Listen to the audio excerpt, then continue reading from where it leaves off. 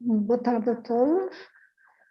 Nós vamos retomar agora o ciclo dos Territory Talks, estas conversas sobre os futuros dos territórios, que o CETRAD, Centro de Estudos Transdisciplinares para o Desenvolvimento, e a UTAD, Universidade de Trás-os-Montes de Douro, estão a organizar aqui também no âmbito do 20º aniversário do CETRAD. E o objetivo destas conversas com especialistas, com personalidades da sociedade civil, esta já é a terceira conversa, continuaremos até o próximo ano, tem por objetivo discutir, refletir sobre o futuro dos territórios, nomeadamente de Portugal e das heterogeneidades dentro de Portugal, tomando como pano de fundo sempre estes grandes desafios sobre transições que estamos a percorrer como sociedade, quer ao nível tecnológico, quer ao nível ambiental, ao nível social. Penso que houve aqui uma falha de som, pronto, mas basicamente, portanto, as nossas conversas aqui com os especialistas, personalidades, têm a ver com discutir como é que podemos projetar e como é que podemos também antecipar e planear e alterar os futuros previsíveis, substituí-los por futuros mais desejáveis, mais amigáveis, mais dentro daquilo que são as expectativas das pessoas nos seus territórios. Ligado aos grandes desafios tecnológicos, ambientais, sociais, nomeadamente ao nível demográfico, no mercado de trabalho, de digitalização. E hoje teremos connosco, o meu colega vai já apresentar a conversa de hoje, que tem a ver com a alteração climática ou crise climática e a necessidade de fazer uma transição climática. Olá, boa tarde a todas e a todos. Sejam bem-vindos a mais uma conversas sobre o futuro dos territórios. Hoje temos connosco o João Santos, é nosso colega professor aqui da UTAD, professor associado com a agregação do Departamento de Física, é também o diretor do Centro de Investigação citado, e é alguém que tem, ao longo dos últimos anos, trabalhado muito sobre não só o impacto, a crise climática, o seu impacto nos territórios.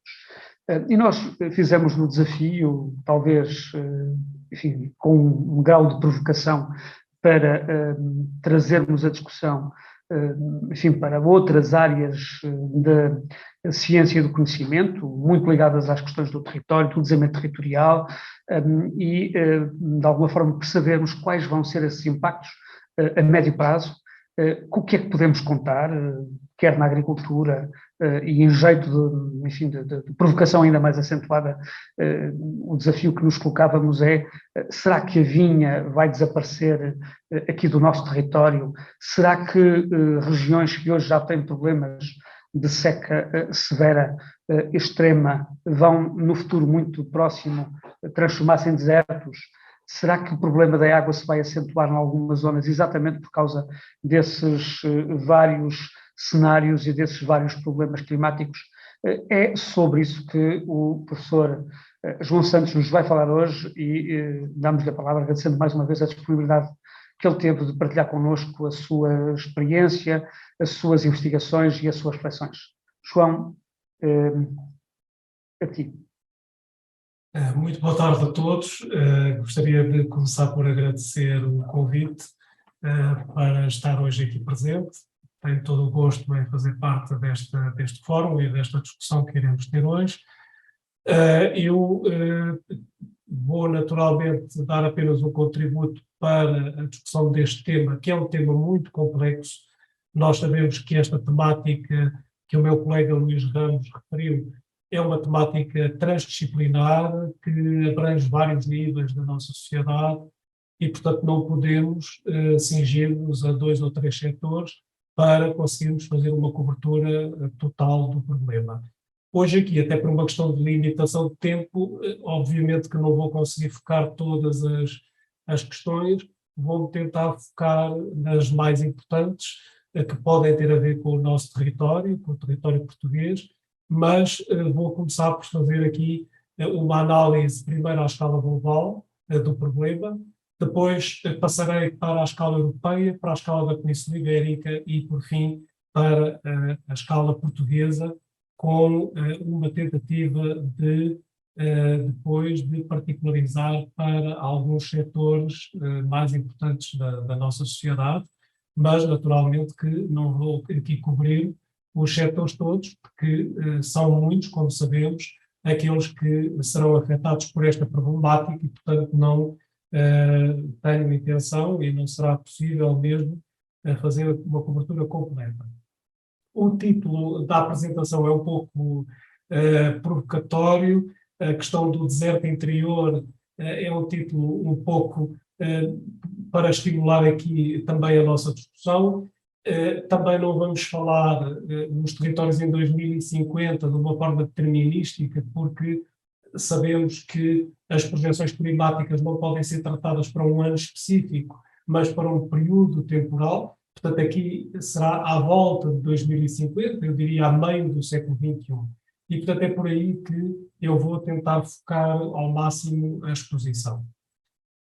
Eu começaria já por dizer que os elementos que tenho estavam preparados maioritariamente em inglês, e para não estar a traduzir partes e outras partes ficarem em inglês, optei por manter tudo de uma forma consistente em inglês, mas vou falando em português. Penso que o texto que está também será facilmente acessível. Caso contrário, também estou disponível depois para alguma questão ou algum esclarecimento. E começaria pela questão da crise climática, que sabemos que, de facto, é uma situação que realmente já não é só um problema, é uma crise, não é? Todos nós falamos da crise ou até da emergência climática, e isso tem a ver com um conjunto de processos que nós já estamos habituados a ouvir falar e que temos assistido ao aumento da sua frequência, mas também ao aumento da sua intensidade. Temos aqui o caso, à esquerda temos as ondas de calor. Está aqui uma imagem da Copérnicos, que é uma plataforma europeia muito difundida hoje e que mostra o interior do sudoeste dos Estados Unidos, em que temos ali temperaturas que já ultrapassavam naquele verão do ano passado, 2021, os 50 graus. Portanto, atingiram-se recordes absolutos de temperatura. Temos também a situação das secas. Esta é uma imagem próximo de Alcácer do Sal, também que nos mostra o Rio Sado com níveis excepcionalmente baixos. Depois temos também, infelizmente este ano, mais uma vez testemunhamos esta situação dos fogos rurais, dos fogos florestais. Também as cheias, aqui o caso da Baixa de Albufeira, que foi toda inundada também recentemente por episódios de chuva muito intensa, de outono, e portanto temos aqui um conjunto de eventos extremos que se vão acumulando e que nos dão esta ideia cada vez mais clara de que estes episódios de facto sempre existiram, sempre fizeram parte da realidade do planeta, mas que se têm tornado cada vez mais frequentes e cada vez mais intensos. E temos o exemplo da onda de calor que tivemos este ano, ou das várias ondas de calor que tivemos em Portugal e na Europa também, e a seca extrema que estamos a viver em Portugal, que ainda não conseguimos resolver, apesar das chuvas que tivemos na semana passada. Ainda continuamos com déficits hídricos muito acentuados, e, portanto, estamos muito longe de resolver o problema da seca em Portugal.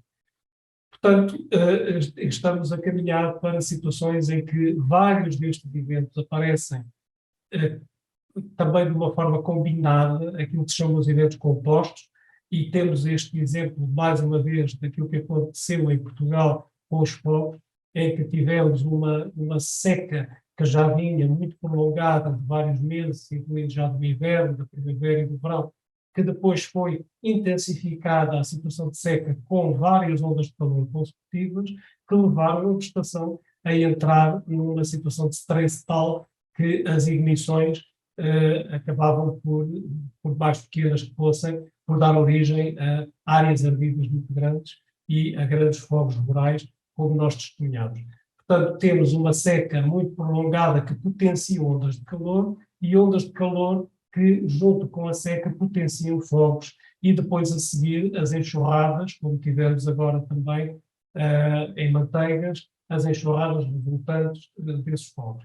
E, portanto, há aqui uma série de eventos extremados que se têm tornado cada vez mais uma preocupação da nossa sociedade, até pelos impactos socioeconómicos que têm. Por exemplo, de acordo com a FAO, estima-se que no período de 2008 a 2018, as situações de eventos extremos meteorológicos tenham causado estes valores de prejuízo em milhões de dólares americanos, portanto, no caso da seca é claramente o problema mais grave, com 37 mil milhões de dólares americanos de prejuízo estimado neste período.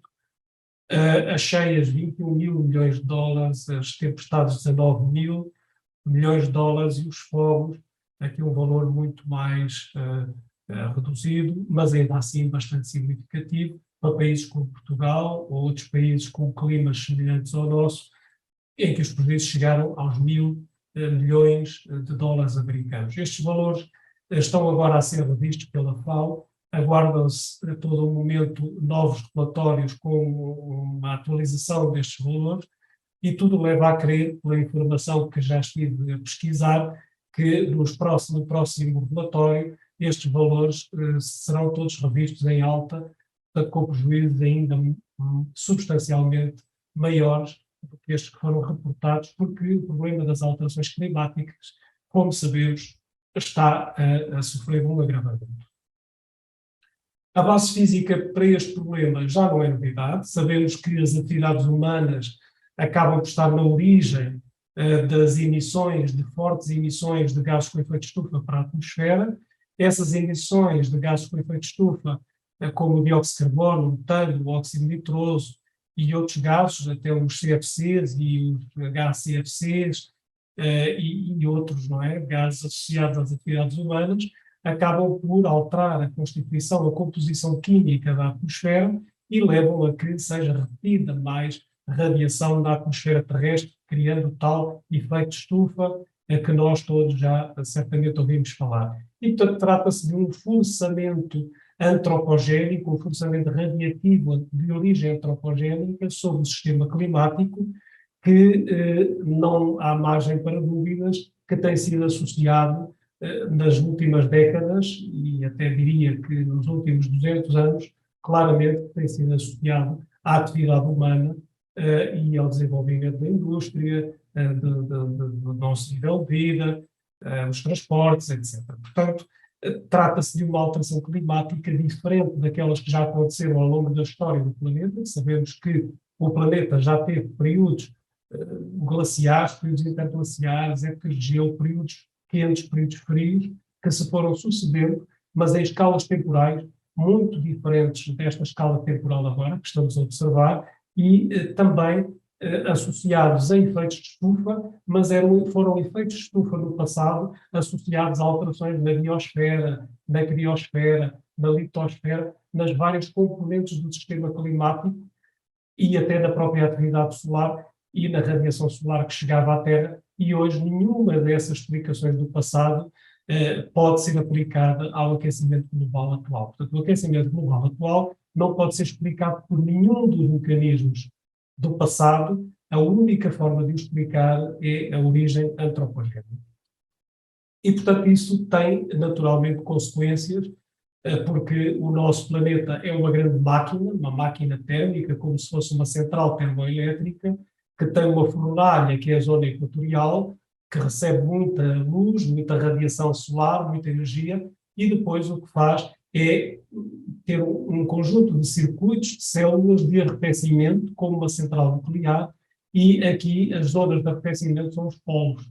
É claro que quando nós fornecemos mais energia, mais calor à máquina térmica, se fornecemos mais combustível, é evidente que isso vai fazer com que seja gerada mais potência, mais energia. E é precisamente aquilo que estamos a fazer ao nosso sistema climático. Estamos a dar mais combustível ao sistema e, por isso, devemos esperar mais potência gerada, mais energia e daí também mais eventos extremos, e as alterações climáticas que estamos a observar, que se vão acentuando devido a essa energia extra que o sistema está a ganhar.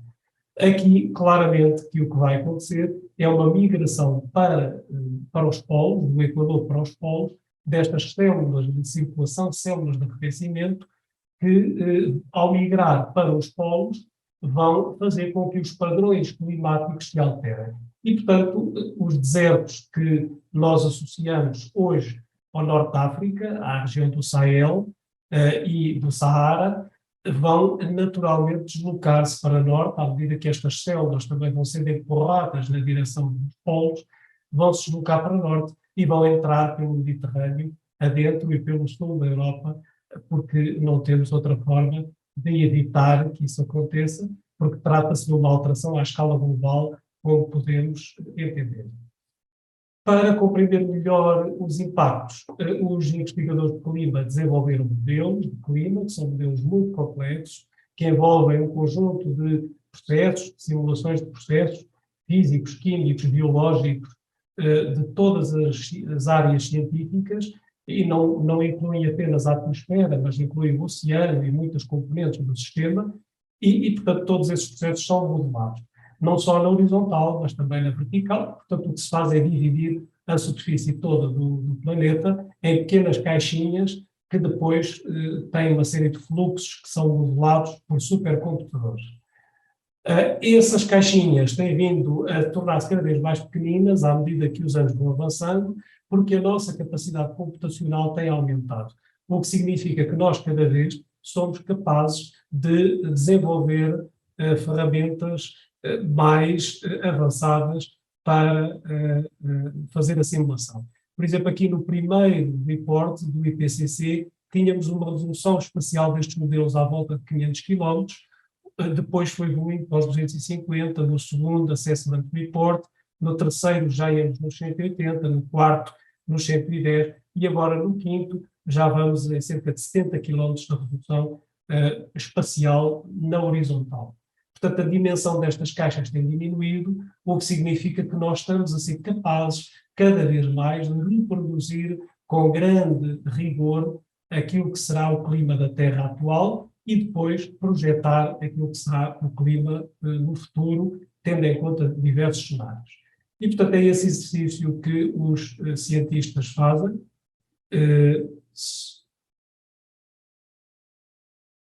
Isso tem sido feito à custa de uma evolução muito grande da capacidade de resolução destes modelos. Como vemos, no início era só praticamente a atmosfera e o oceano, nos anos 60, 70. Hoje em dia já temos aqui muitas componentes que vão além da atmosfera terrestre, como os ciclos bioquímicos, o ciclo de carbono, questões biológicas diversas, de floresta, agricultura, cobertura de solo, etc. Portanto, os modelos climáticos hoje têm muito mais informação e são muito mais complexos do que eram nos anos 60 ou 70, quando tiveram início.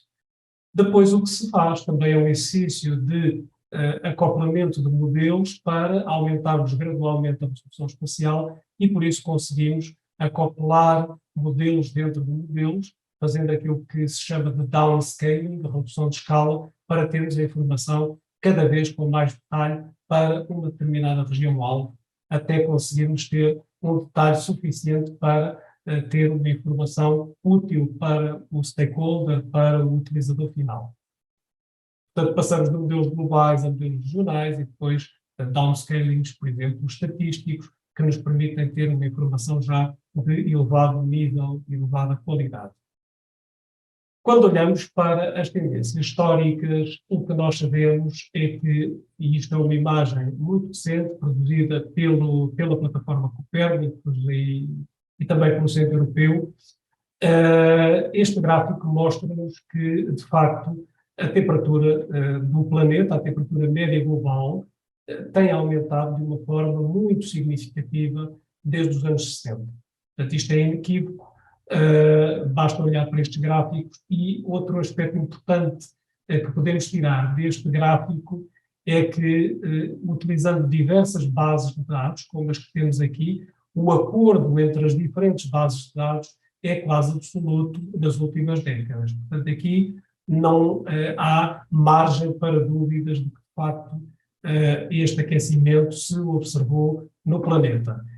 Para trás, à medida que vamos andando para trás, a incerteza aumenta, há alguma divergência entre as bases de dados, mas ainda assim o que observamos é um patamar mais ou menos constante, até aqui ao início do século XX, e depois uma trajetória crescente, que é aqui um pouco interrompida devido a situações de poluição por enxofre, essencialmente por enxofre, devido a uma indústria muito poluente que existia nos anos 60, 70, e depois, quando conseguimos eliminar esses compostos de enxofre da atmosfera, retomámos a trajetória de aquecimento muito acentuada e que, como podemos ver, assustadoramente se tem acentuado aqui nos últimos anos, e talvez não seja alheio o facto de termos tido aqui um grande desenvolvimento económico de países como a China, a Índia, e que têm realmente contribuído significativamente para emissões de gases com efeito de estufa nos últimos anos. Um gráfico que eu gosto bastante de ver e que me parece que é um gráfico que todos já devem ter visto, que é uma espécie de gráfico de barras, e que penso que ajuda a compreender o problema. Temos aqui várias barras, não é? E temos as barras azuis que referem-se aos anos mais frios e as barras vermelho escuro aos anos mais quentes. E neste código de barras muito simples de entender, conseguimos ver claramente que os anos mais frios fazem todos parte já de um passado relativamente longínquo, e que hoje os anos são claramente dos mais quentes do que há registro, e continuamos a bater recordes, como será agora o ano de 2022, quase certeza, quando terminarmos o ano, vamos ter aqui uma barra em 2022, no final do gráfico, com um vermelho ainda mais acentuado do que estes. Portanto, continuamos nesta rampa de aquecimento, que é muito clara aqui desde os anos 80, mas principalmente desde o início do século XXI. O aquecimento não é homogéneo, não é igual para todos os pontos do planeta. Há zonas que têm aquecido muito mais, como por exemplo o interior da Ásia, zonas que têm aquecido menos, como o Atlântico Norte, portanto as tendências não são iguais em todo lado. E o mesmo se passa com a precipitação. A precipitação também não tem tido tendências homogéneas, e aqui na precipitação temos outro facto muito curioso e que às vezes é desconhecido, é que a precipitação não está a diminuir em todo o planeta. Nós em Portugal, infelizmente, temos este também efeito das alterações climáticas, que é a tal migração para norte daquelas selvas e que nos trazem o deserto da nossa direção, e daí o tópico também ser o deserto interior da própria comunicação, mas há zonas do planeta que estão a ter um aumento da precipitação. Vejamos, por exemplo, aqui o caso da Escandinávia, ou até desta área da Rússia, Bielorrússia, o Nordeste da Europa, também zonas do interior dos Estados Unidos que têm tido aumentos da precipitação, aqui o sul do Brasil, Uruguai, partes da Argentina, norte da Austrália e também algumas regiões da Índia têm, de facto, tido tendências de aumento da precipitação. O IPCC produziu no seu último relatório, ainda a respeito das tendências, agora para eventos extremos, algumas figuras que me parece que são muito interessantes e que sistematizam bastante a informação. Temos aqui o nosso planeta dividido em regiões. Aqui temos a América do Norte, isto é de uma forma muito esquemática, mas conseguimos ver a América do Norte aqui nesta área, não é? Depois temos a América Central, a América do Sul, a África, a Europa, a Ásia, a Austrália e o Pacífico. O que vemos aqui é o Mediterrâneo, e vemos que 3 pontinhos significam uma alta confiança de que vamos ter um aumento nos eventos de calor extremo, e aqui estamos a falar claramente nas ondas de calor. Portanto, vamos ter aumentos de ondas de calor em todo o lado.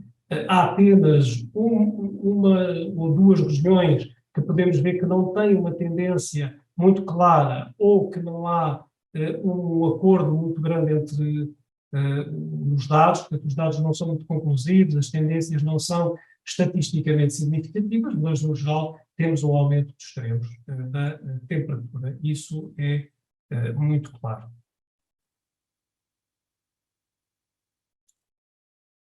Quando olhamos para os extremos da precipitação extrema, aqui verificamos que, por exemplo, no Mediterrâneo não há uma tendência clara. Isto é outra ideia que é importante reter, é que em Portugal não é claro que vamos ter mais eventos de precipitação extrema.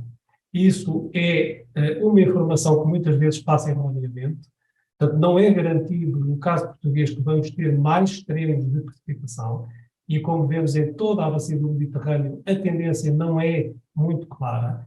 No norte da Europa, sim, por exemplo, na Escandinávia, é muito claro essa tendência. Noutras regiões do planeta também, também nesta região central dos Estados Unidos, típica dos furacões, dos tornados, furacões, mas no Mediterrâneo a tendência não é muito clara. Portanto, não podemos dizer que em Portugal vamos ter muito mais extremos de precipitação. Mas vamos ter um outro problema, um outro verso da medalha, que é a falta de água, a falta de precipitação. E aqui, se olharmos para a seca agrícola e ecológica, vemos que a tendência tem sido claramente para um aumento da frequência destas situações. Portanto, ainda estamos a falar não de cenários para o futuro, estamos a falar de tendências, mas estas tendências já são sugestivas daquilo que podemos prever para o futuro, se continuarmos nesta trajetória de forçamento antropogénico que temos visto. Bom, e então agora passamos diretamente para as projeções climáticas. Aqui temos vários cenários para o futuro, porque aqui não podemos utilizar dados observados, não os temos. Para o futuro, a única coisa que podemos fazer são exercícios de modulação, de simulação do clima futuro. E aqui estes exercícios têm que começar sempre para a parte socioeconómica, que é importantíssima, e aqui, sendo este também um evento organizado pelo CETRAD, que faz agora os seus 20 anos, penso que é um aspecto muito importante para a discussão, estes vários cenários que hoje se utilizam para a elaboração, para a produção destes cenários de alterações climáticas, porque são cenários muito baseados na socioeconomia.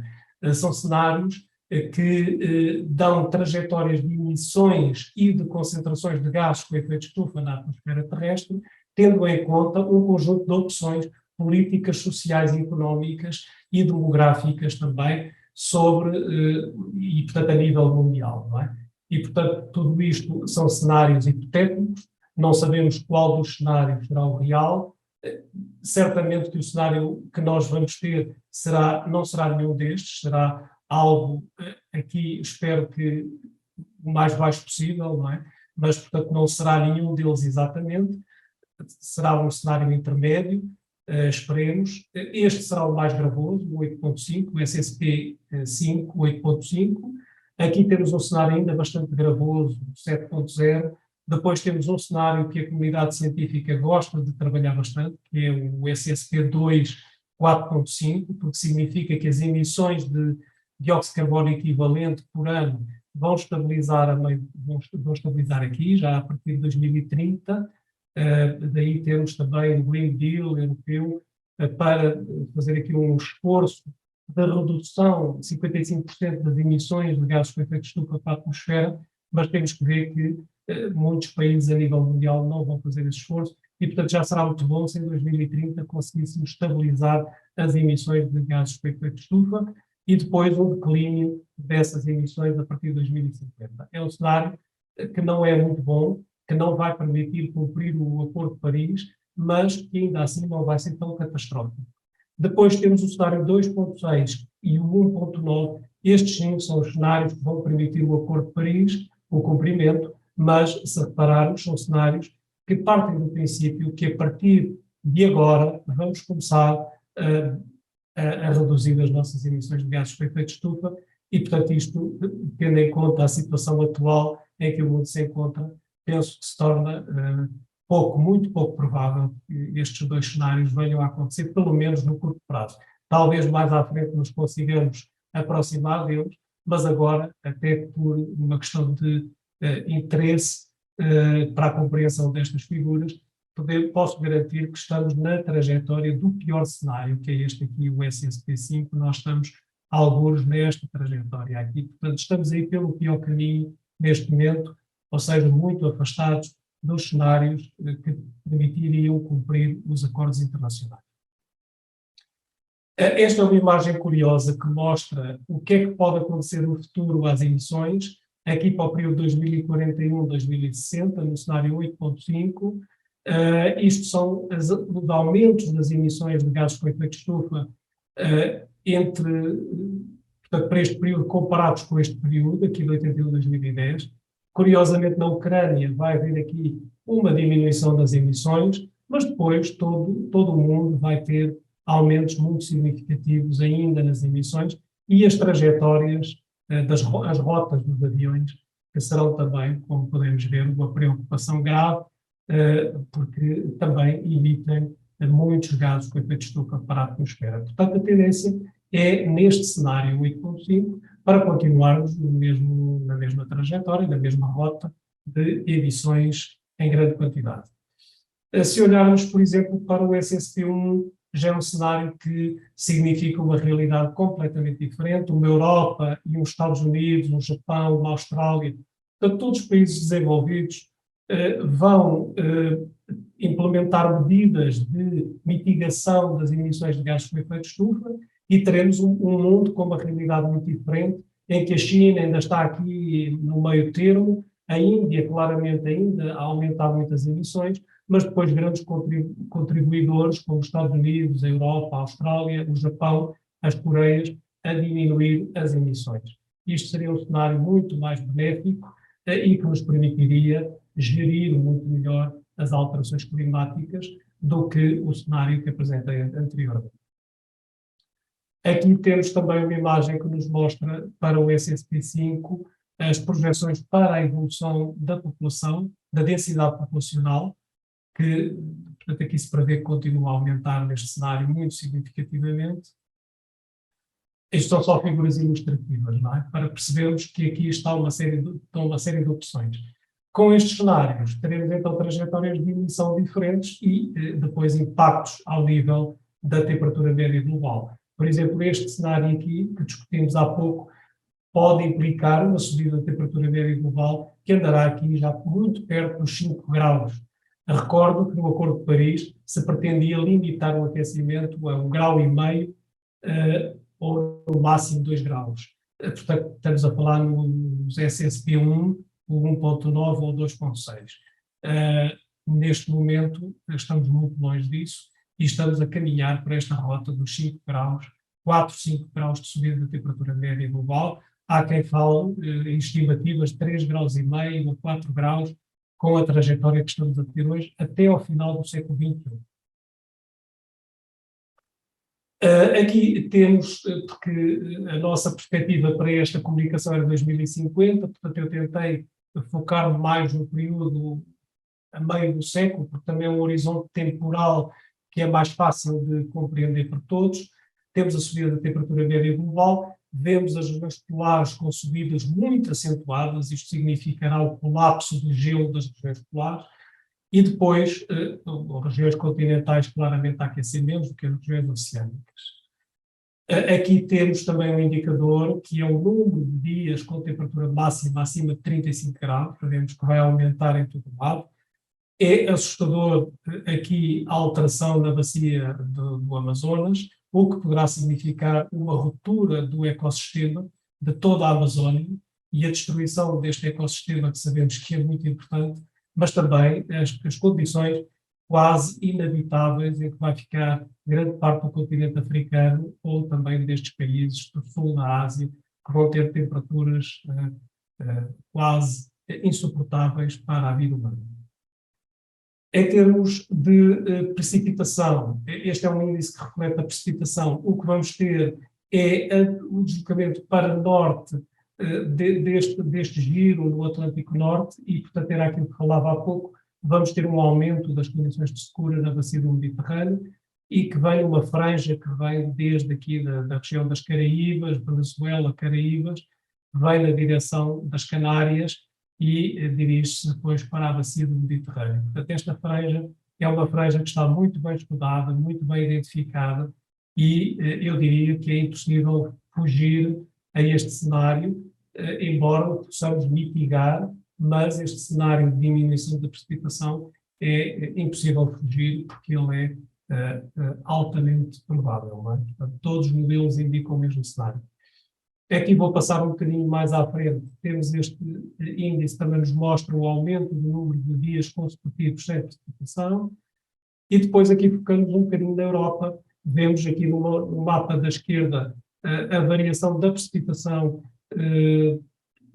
anual e à direita no verão. Aqui, no fundo, nós estamos a ver aquilo que já aconteceu este ano. Vemos, por exemplo, a zona de Bordeaux e toda esta zona de sul de França, com diminuições muito expressivas da precipitação, além de todo o ocidente da Península Ibérica, e que esteve na origem dos fogos que assistimos na região das Landes, em toda esta região sul de França, que claramente se está a tornar mais seca, e no fundo este mapa acaba por ser quase que o mapa que observamos hoje este ano, peço desculpa, que observamos hoje na Europa, está, portanto, em verificação.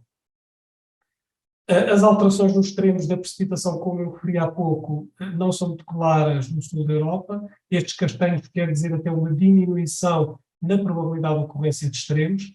A verde temos um aumento na probabilidade de ocorrência de extremos. Temos aqui no inverno à esquerda, no verão à direita. Vemos que os extremos serão mais um problema nestas regiões do interior da Europa, norte da Europa também no verão, mas na Península Ibérica não temos um sinal tão claro, excepto aqui esta região do Alentejo e de algumas regiões do centro interior da Península Ibérica, e eu já lá vou mais à frente, que vão ter aqui um aumento na probabilidade de ocorrência de eventos extremos durante o verão. As secas vão ser muito mais frequentes, temos um aumento aqui das secas muito claro, depende se estamos no cenário 4.5 ou no 8.5, mas o aumento da seca na Península Ibérica é inevitável. Estas imagens que produzimos num artigo científico recente mostram a variação da temperatura na Península Ibérica neste cenário 4.5 para o período 41-70, e o que vemos é que há claramente um aumento. As regiões com mais aumento da temperatura, que estão com maior risco, são toda esta região do interior da península, todo o interior da península, um problema menos grave ao longo da faixa costeira ocidental e da faixa costeira norte da península, mas todo o interior da península e até a costa mediterrânea serão bastante afetadas, sendo que o máximo é aqui no interior sul da península, onde a temperatura subirá de uma forma mais intensa. Aqui estamos a falar de quase 3 graus, já para este período de meio do século. Na precipitação, a tendência é sempre para uma diminuição. Estes azuis significam diminuição, é uma diminuição da precipitação em todo o lado, mas principalmente no sul e em regiões montanhosas do norte e centro da península. Aqui este índice, que é um índice de aridez de Martone, mostra-nos a progressão das condições para vários cenários.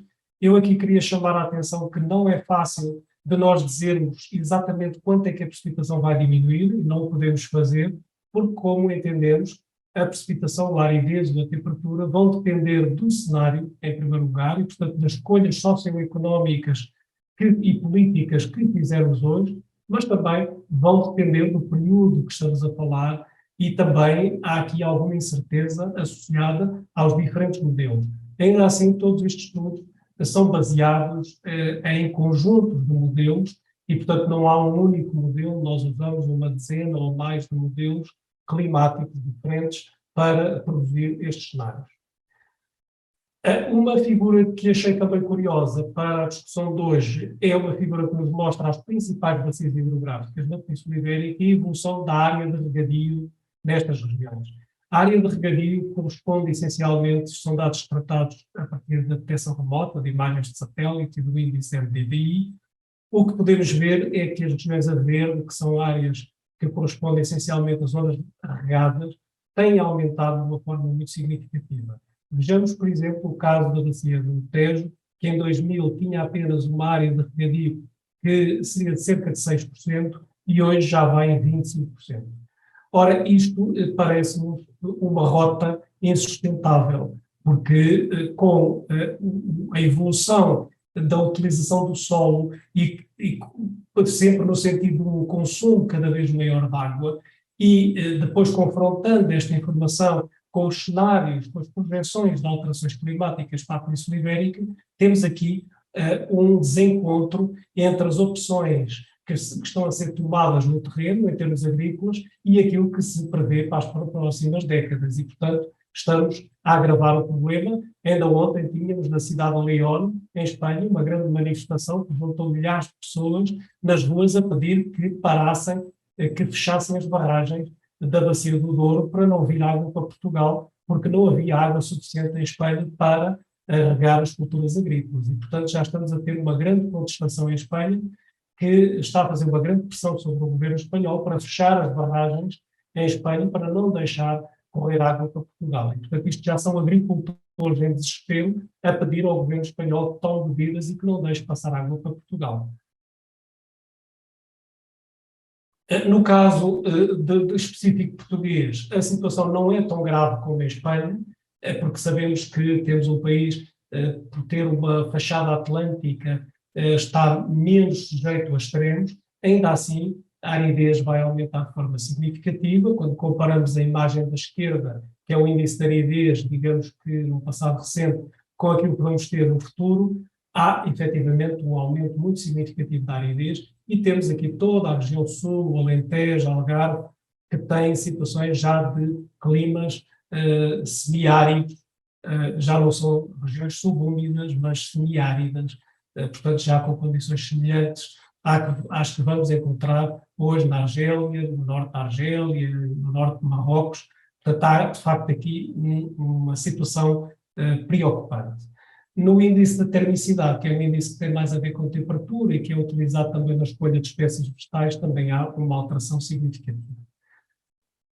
Um estudo também que fizemos para municípios em Portugal, e isto leva-me um pouco àquela imagem anterior que vimos para a Europa, mostra que estas zonas a laranja e a vermelho são os municípios portugueses que terão mais suscetibilidade a eventos de precipitação extrema no futuro. Portanto, vemos que esses municípios estão largamente concentrados aqui nesta região, aqui a sul, a metade sul de Portugal, e alguns concelhos mais aqui do interior do país. Mas é essencialmente o sul do país que terá mais suscetibilidade a eventos extremos no futuro.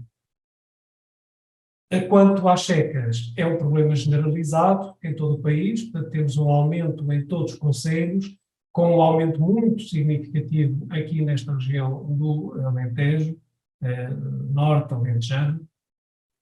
E passaria então agora, para também não perder muito tempo e dar um pouco de espaço para a discussão, para uma aplicação que temos feito aqui na UTAD à viticultura.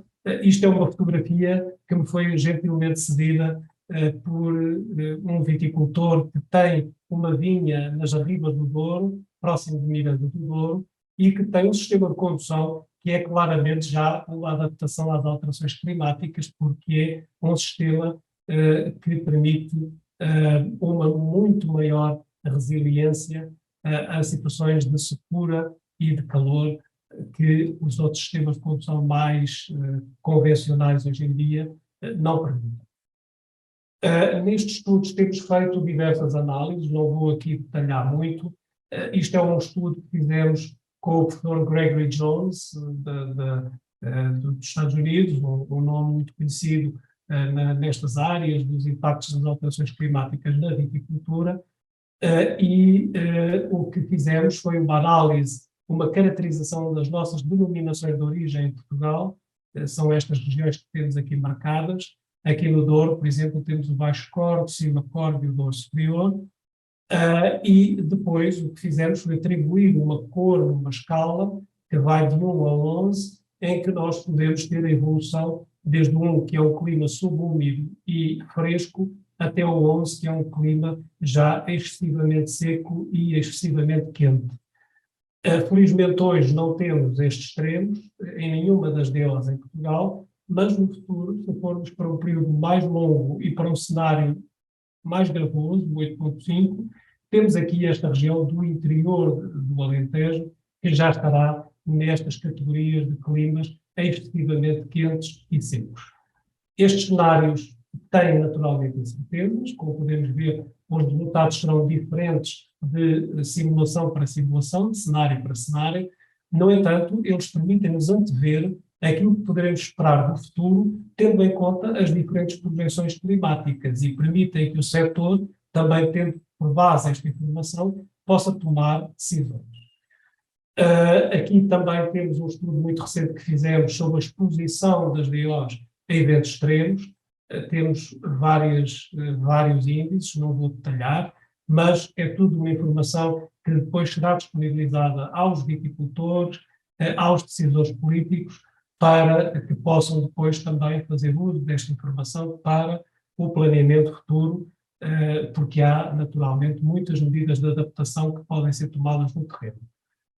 Um exemplo que fizemos de simulação é que temos à esquerda uma simulação feita com um modelo que é o STIX, um modelo que aplicamos com muita frequência em vários estudos e temos muitas publicações já, mas esta foi uma publicação que eu escolhi porque se foca muito em Portugal e é muito fácil de entender a aplicabilidade.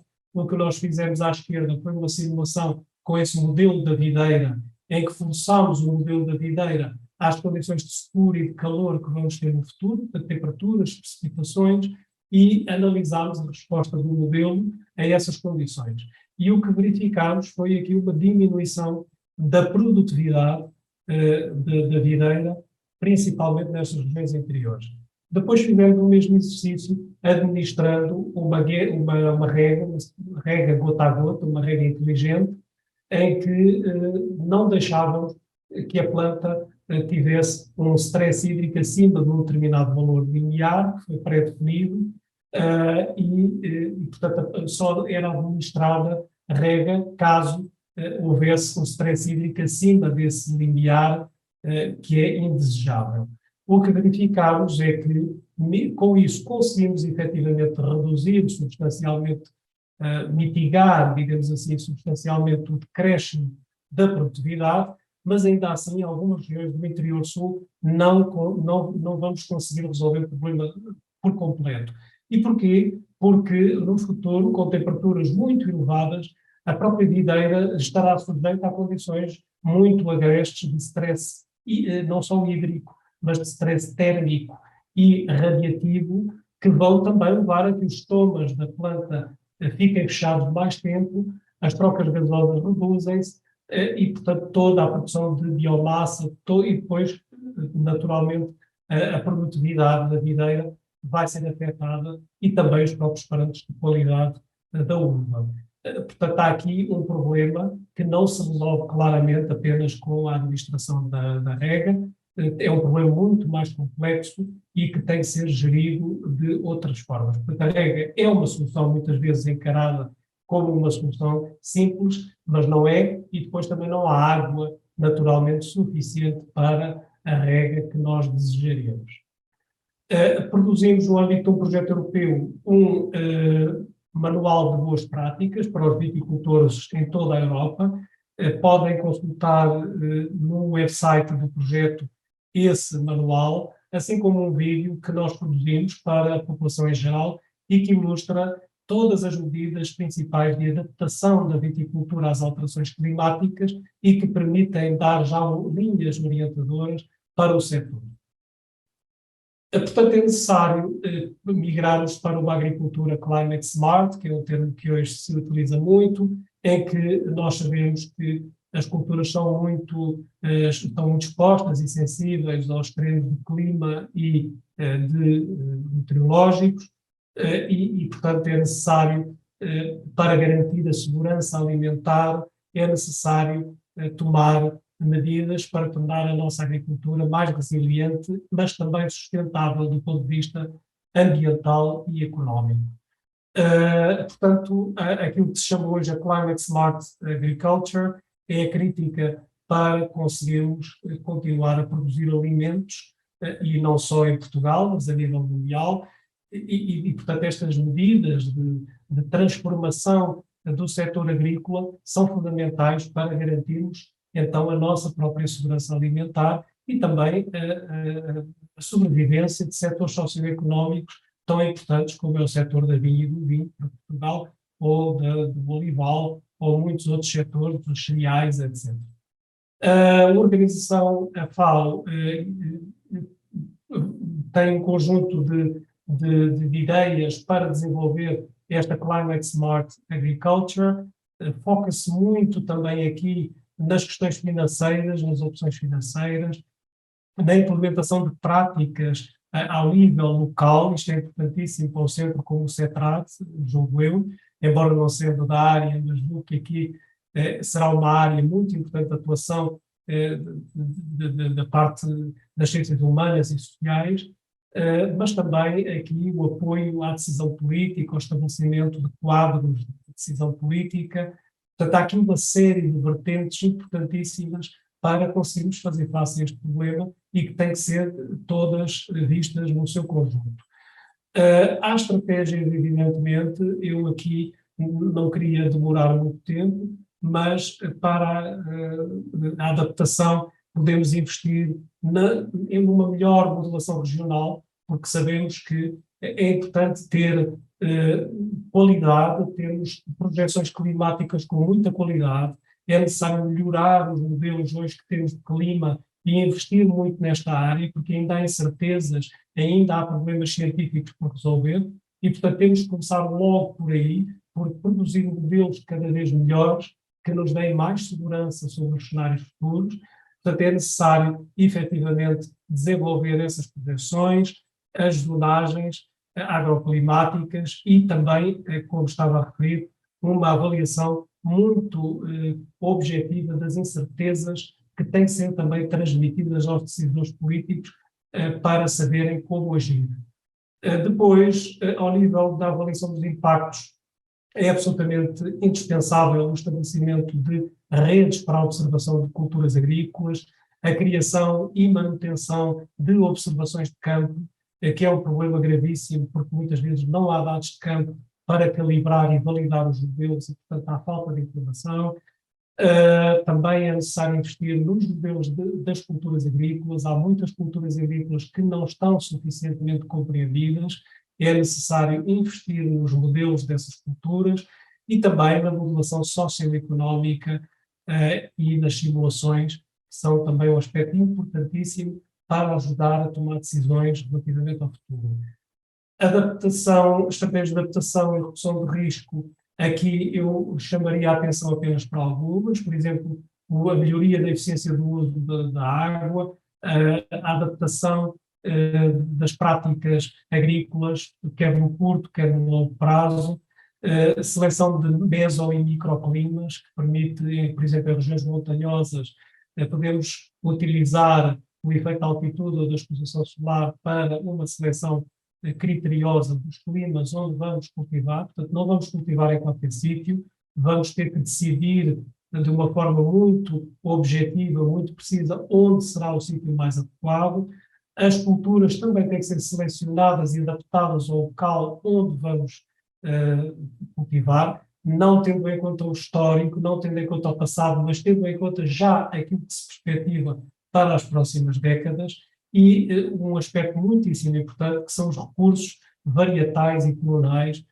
Toda a parte genética é importantíssima também aqui nesta adaptação. Na mitigação e também no sentido da neutralidade carbónica, é importantíssimo fazermos a transição energética no sentido de aumentar a eficiência energética também da cadeia de produção, também investir muito numa melhor gestão da água, na valorização dos coprodutos e da economia circular, também no sequestro de carbono e também em medidas que permitam uma melhor gestão dos solos, que são preciosos para a agricultura, como sabemos, e também para a manutenção da própria saúde do solo, dado que é um recurso finito e que todos nós queremos preservar.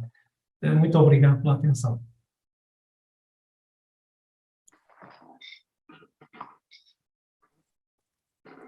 Obrigada, João. Nós já estamos muito avançados no tempo, de qualquer forma, gostaríamos de dar aqui espaço aos participantes, temos aqui muitos participantes online conosco,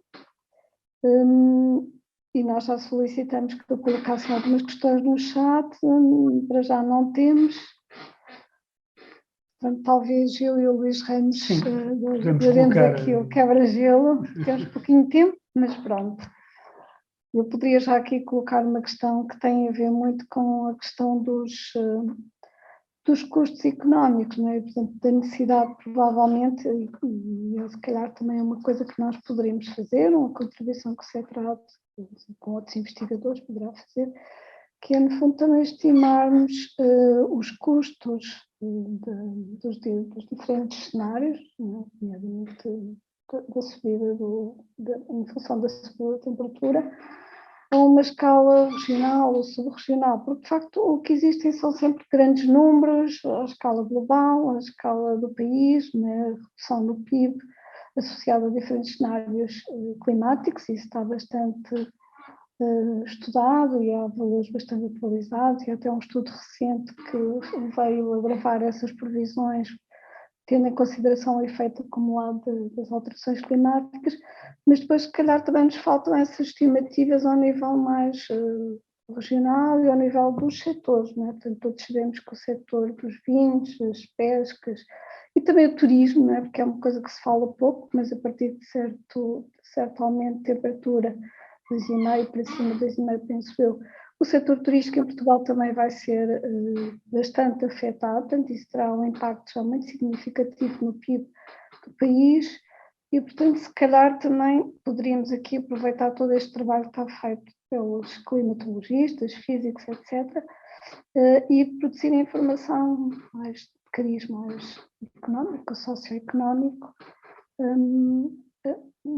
provavelmente mais concreta, não é? Porque o que nós sabemos é que estes grandes números têm vindo a ser produzidos desde 2006, sobretudo com o resultado externo, e claro que têm tido impacto nas políticas, mas se calhar não o impacto necessário. Não sei, João, o que é que... Sim, eu posso comentar um pouco. Eu acho que como climatologista, eu acho que é essencial que toda esta informação que é produzida pelos climatologistas e depois também pelas pessoas da área da agronomia, alguns exemplos, mas nós temos também alguns exemplos que também são importantes ao nível, por exemplo, da energia eólica, onshore e offshore, ou das bacias hidrográficas e da água disponível. Existe efetivamente muita informação já produzida para Portugal, mas claramente está a faltar essa componente depois da análise socioeconómica dessas diferentes estratégias de adaptação e a forma, os custos que isso terá envolvidos e a sua execuibilidade, porque há efetivamente medidas de adaptação que nós sabemos, porque vamos ouvindo os setores com quem trabalhamos e sabemos que algumas medidas não podem ser implementadas porque não existe capital disponível para as implementar e significariam a ruína do setor ou a sua insustentabilidade económica. Portanto, é necessário fazer muito esse trabalho de ponte entre esta informação toda que é produzida nestas diferentes áreas e depois a sociedade. Daí que eu concordo plenamente com o aprofundamento dessas análises. Temos aqui uma pergunta do engenheiro Luís Braga da Cruz, que é a seguinte: em que medida as políticas de sequestro do carbono podem contribuir para travar estas previsões arrasadoras? Não sei se percebeste bem a questão. Sim, isso é uma questão importantíssima e de facto nós podemos fazer muito ao nível do sequestro de carbono. O problema do sequestro de carbono é que nem sempre é fácil de estimar. Existem modelos de estimativa do sequestro de carbono, mas ao certo, poucas pessoas sabem exatamente quanto carbono é que se consegue sequestrar, porque existe também, mais uma vez, muitas incertezas associadas aos modelos que se utilizam e às aproximações e estimativas. Em todo o caso, é evidente que o sequestro de carbono é uma área que temos que apostar, aqui no sentido não da adaptação, mas da mitigação, como eu tinha também há pouco, e portanto, é uma solução óbvia para atenuarmos este problema das alterações climáticas, até porque as alterações climáticas, ainda há pouco falávamos, aquilo que estamos a emitir hoje vai ter repercussões nas próximas gerações, mas o problema das alterações climáticas, sendo em parte irreversível, não é totalmente irreversível.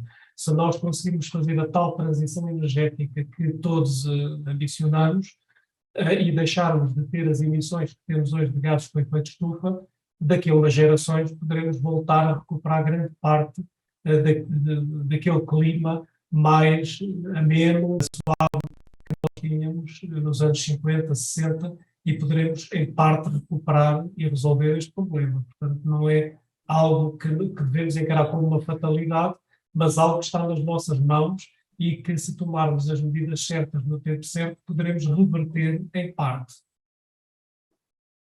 Uma pergunta muito rápida relativamente aos impactos em alguns territórios nacionais. Se combinarmos as variáveis e os cenários, eu fico com a impressão, como cidadão comum, já, como alguém que estuda estas matérias, mas que há partes do território nacional que estão condenados num curtíssimo prazo, onde, por razões várias, em termos do aumento da temperatura, da seca, do calor, vai ser muito difícil continuar a ter condições para viver e trabalhar a terra. É assim mesmo?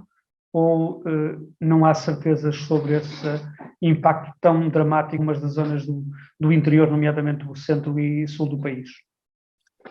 Mas eu penso que as condições no futuro não vão melhorar, isso é claro. Portanto, todos os cenários nos indicam que vamos ter um clima menos agradável, digamos assim, menos saudável, com verões muito quentes, como tivemos este ano, ondas de calor muito frequentes, temperaturas muito altas e depois, aliado a isso, a falta de água. Isso vai, sem dúvida, ser um problema até para estas políticas de esvaziamento do interior, que estão a ser desenvolvidas para os chamados territórios de baixa densidade. Vamos ter dificuldades, porque as alterações climáticas vão ainda fazer com que as pessoas se aproximem mais do litoral, porque é onde as temperaturas vão ser menos severas, menos extremadas. Isso não quer dizer que o litoral esteja livre de situações de risco, porque, por exemplo, estes furacões que temos tido no Atlântico, e ainda agora tivemos a chegada de um ex-furacão à nossa costa, podem começar a tornar-se mais frequentes, e as zonas litorais, como Lisboa e Porto, estão expostas a tempestades tropicais, que não afetam tanto, nesse caso, as regiões do interior, e que vão afetar mais a linha da costa, além dos problemas da subida do nível médio do mar, todos esses problemas que também vão afetar o litoral. Portanto, eu acho que nós vamos ter problemas vários no litoral e no interior. No interior, os problemas vão se colocar mais ao nível da agricultura e da sustentabilidade da agricultura. E a questão dos recursos hídricos será uma questão transversal a todo o território. Portanto, eu acho que nós teremos problemas em todo o território, até porque no litoral a pressão humana é muito maior do que é no interior. E se no interior vamos ter menos recursos hídricos, mas também vamos ter menos consumo de água do que aquilo que temos, por exemplo, na área metropolitana de Lisboa, do Porto, portanto, não sei, é difícil de avaliar. É muito difícil de avaliar. Agora, efetivamente, as condições vão e teremos de tomar medidas. Não quer dizer que o nosso país se torne inabitável, porque nós temos, Israel é um exemplo de um país desenvolvido, evoluído, e que tem um clima semelhante àquilo que nós vamos ter daqui a 50 anos. Portanto, nós podemos aprender com Israel a forma eficiente com que os recursos hídricos e toda a forma como tem a sua agricultura organizada, a sua sociedade. E há outros exemplos, a Austrália, por exemplo, também convive com temperaturas muito elevadas, com regiões desérticas, com escassez de recursos hídricos. Se calhar tem de ser mais eficientes na gestão dos recursos que temos, e a sociedade portuguesa tem que evoluir, não é? Portanto, tem que haver várias transições no sentido de conseguirmos fazer face ao futuro que nos espera. Sim, concluiu. Muito obrigada, João.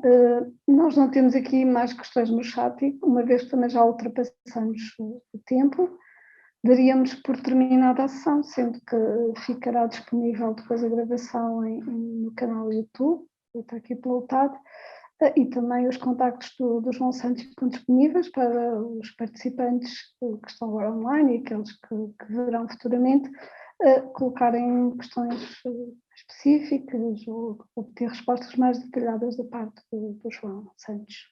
Muito obrigado, João. Muito obrigado a todos e a todas a que nos seguiram nesta sessão de conversas sobre os futuros dos territórios. Voltaremos em outubro com um novo tema. Muito obrigado.